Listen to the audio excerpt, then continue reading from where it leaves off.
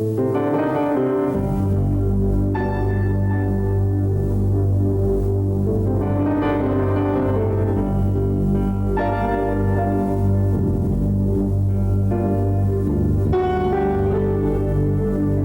I was a kid, the thing in my family with the aunts and uncles and everybody always knew where Ty was, because I'd be in the corner first thing in the morning after breakfast with my crayons and a piece of paper, and that afternoon they could all go out and do something and come back and be in that same corner still drawing, probably drawing the same 2 lines, because I was always interested in contour, never really the shading or gradations or the subtleties of a shape, but the shape itself.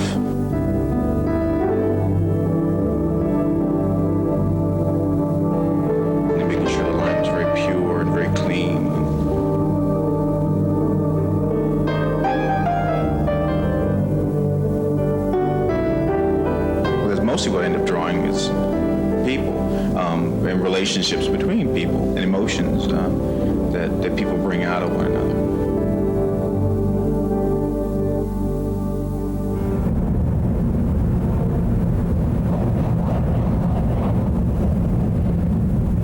I don't think I'm consciously inspired by things so much as it must be a subconscious continuation of where I'm at in my life.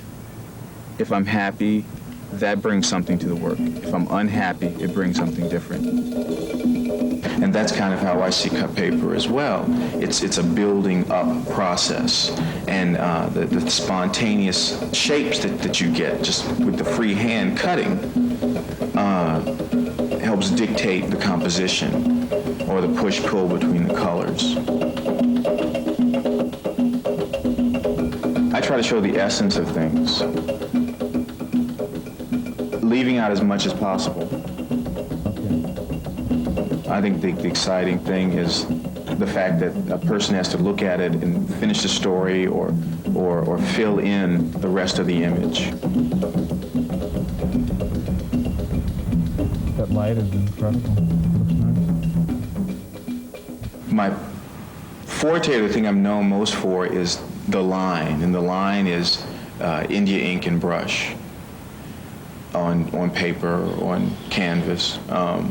But I will draw with anything. I'll pick up a stick and draw, dip that in ink and draw with that, or use pastels or chalk or just anything that's available that can leave a mark.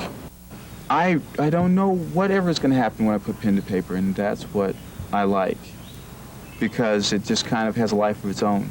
When people used to ask me, well, how can you, when I was a kid, they would say, well, how can you draw so well?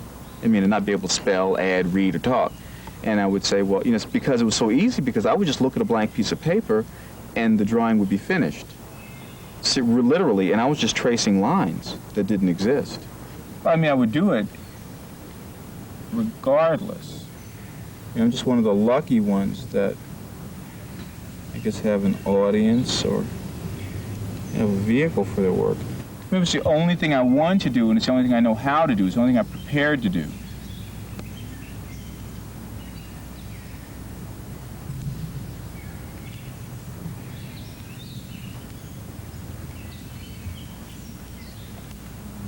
The thing about art is that it just is. And you spend your life finding your own handwriting and making your own way with it and playing with it and defining it and making it work for you, because what works for me as an artist or what I do or what I'm trying to say might not be what you're trying to say or what you're trying to do.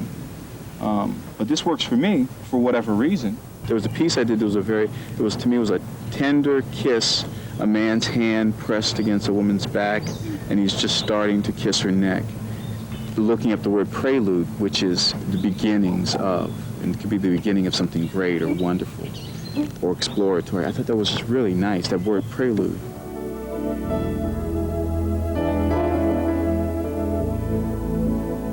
I mean, what else are you here for if it's not to take a chance at what you want to do with your life?